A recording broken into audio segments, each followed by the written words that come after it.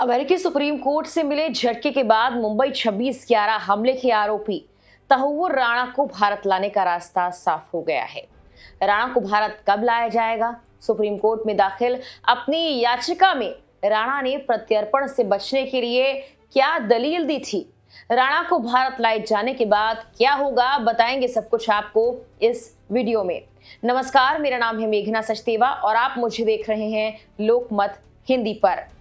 सबसे पहले ये जानिए कि सुप्रीम कोर्ट में दी अपनी याचिका में राणा ने क्या कुछ कहा है। तहव्वुर राणा ने अपना प्रत्यर्पण रोकने के आखिरी प्रयास के तौर पर एक याचिका दायर की थी।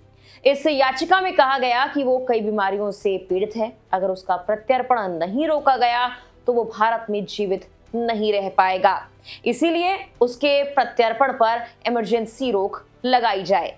हालांकि सुप्रीम कोर्ट की जज एलेना कगान ने ये दलील नहीं मानी और याचिका खारिज कर दी गई। इसके बावजूद भी पाकिस्तानी कनाडाई नागरिक राणा ने अब मुख्य न्यायाधीश जॉन जी रॉबर्ट्स जूनियर के सामने अपनी अपील को फिर से पेश किया है।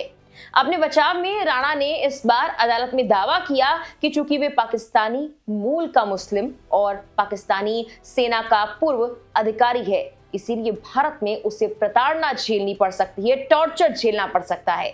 उसने ब्रिटेन की हाई कोर्ट के एक फैसले का हवाला देते हुए अपनी दलील मजबूत करने की कोशिश की, जिसमें भारतीय हथियार डीलर संजय भंडारी के प्रत्यर्पण को खारिज किया गया था। अब इस नई याचिका के बाद आखिर क्या होगा, ये बताने से पहले जान ले कि तहव्वुर राणा को 2009 में FBI ने गिरफ्तार किया था। राणा को अमेरिका में लश्कर-ए-तैयबा का समर्थन करने के लिए दोषी ठहराया गया था। फिलहाल वो लॉस एंजलिस की एक जेल में बंद है। अमेरिका में तहव्वुर राणा को साल 2013 में अपने दोस्त डेविड कॉलमैन हेडली के साथ मुंबई के हमले को अंजाम देने और डेनमार्क में हमले की योजना बनाने के आरोप में दोषी पाया गया था।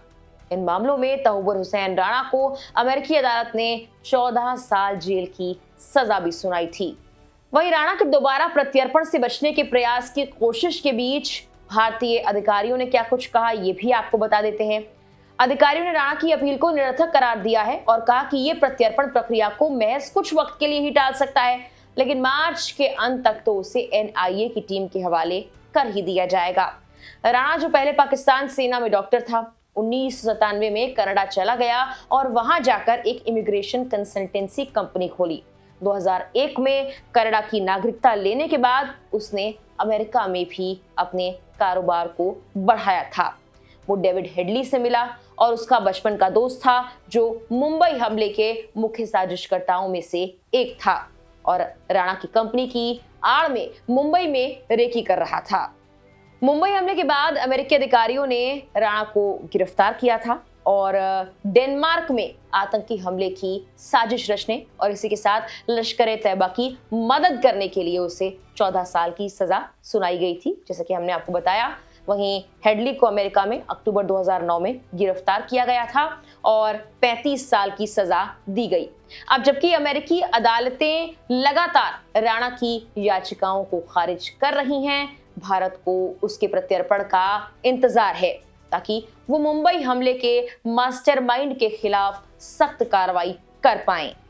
विदेश मंत्रालय के प्रवक्ता रणधीर जायसवाल ने एक प्रेस ब्रीफिंग की, जिसमें उन्होंने कहा कि राष्ट्रपति ट्रंप के कार्यकाल के दौरान राणा के प्रत्यर्पण को लेकर बयान सामने आया था। इसके अलावा प्रधानमंत्री मोदी की अमेरिकी यात्रा के दौरान जारी संयुक्त बयान में भी इस विषय पर चर्चा हुई थी।